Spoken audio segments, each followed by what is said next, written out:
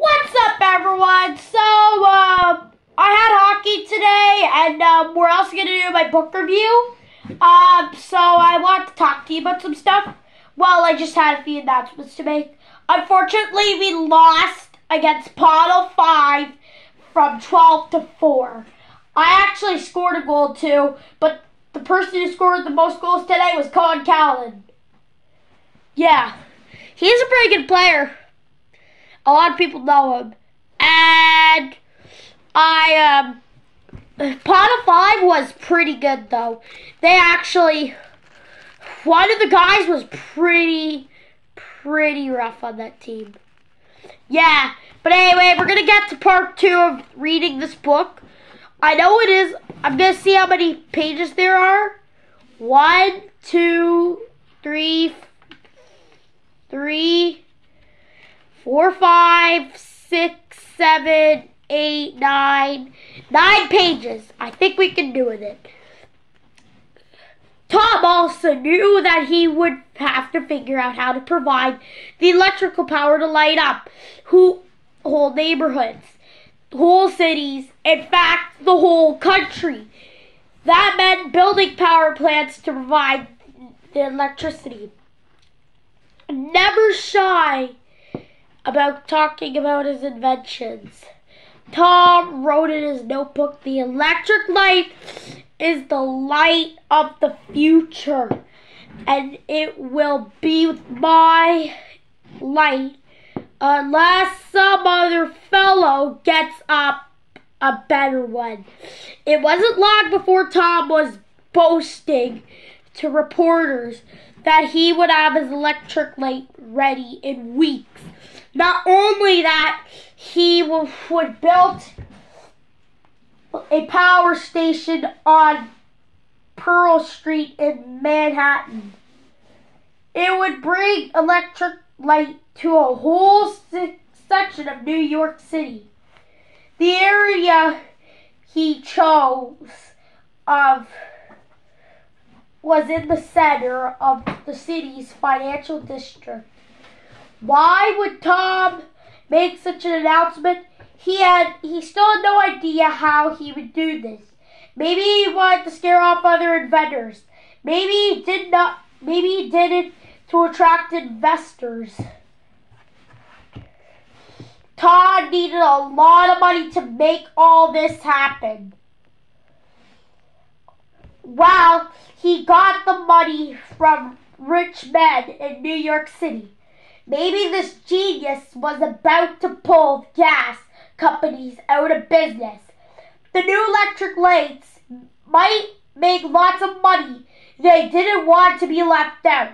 So before Tom even had anything to show, investors founded the Edison Electric Light Company.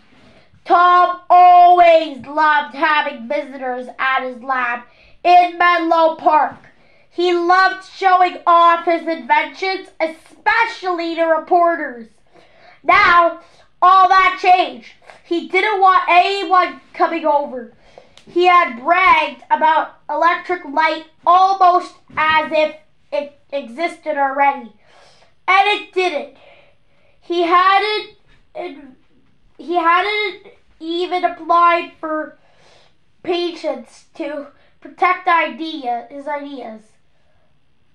Tom and his boys settled in for some long, hard work.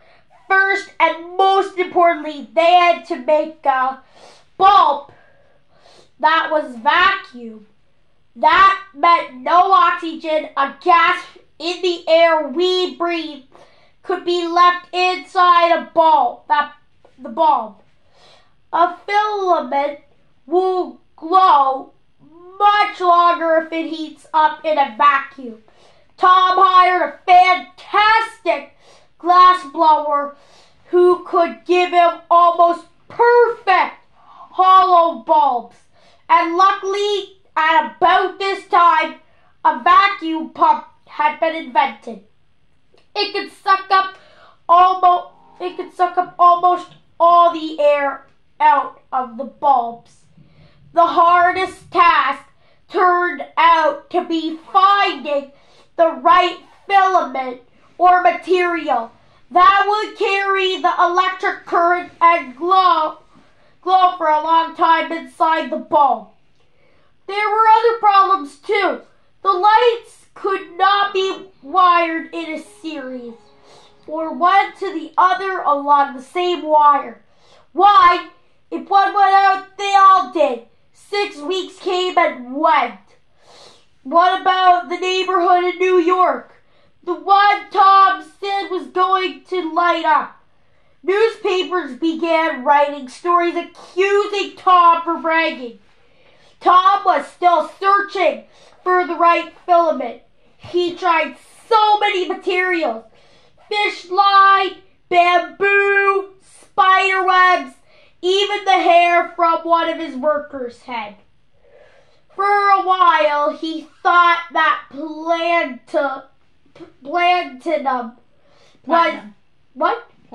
platinum was going to work, but even if it had, it would be too expensive to use. See? Sometimes Tom would take time out to play a tune with 2 fingers on the organ he had put in the laboratory.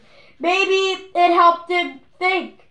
The boys kept testing everything they could think of, over 3,000 materials in all.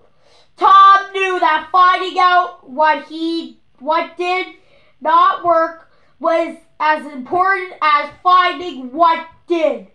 A year and a half went by. Nothing. But Tom did not give up. And one day he hit upon his answer. It was a simple silk thread covered in carbon and baked to just the right temperature. On October the 22nd, 1879, Tom's light bulb glowed. Incandescent light bulb. In a Partal vacuum, one electric current is sent through 2 wires connected by a carbonized cotton thread filament. As the filament heats up, it glows, producing light. See? For 13 and a half hours. The next one glowed for over 100 hours. Tom and his team were ecstatic. They had done it. Tom was only 32 years old. Tom set up electric lights in Menlo Park for the December holiday season. They were powered by a new generator in the machine shop. It had 2 5-foot-high magnets and weighed over 500 pounds. Over 3,000 people poured into Menlo Park to see what the wizard had done now. They came by train and walked along the boardwalk to the laboratory. They looked up in amazement at the 100 lamps glowing all along the way. Once inside, they were stunned by the rooms lit with its electric lights. See? The dynamo room at the Pearl Street Power Station, New York City, September 4th, 1882. Now Tom turned to lighting up part of New York City. He needed a power plant, lines running underground, switches, meters, light fixtures, and many other things to keep his promise. It would take another 2.5 years. But on September 4th, 1882, at 3 o'clock in the afternoon, a switch was thrown at the central station of Pearl Street.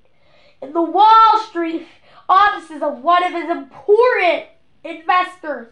Tom, on all 106 new office lamps for the very first time, Tom knew that this was only a beginning. One day, his electric light would be used all over the world. And chapter 6 is making moving pictures. Hope you liked that video. This is Owen signing off.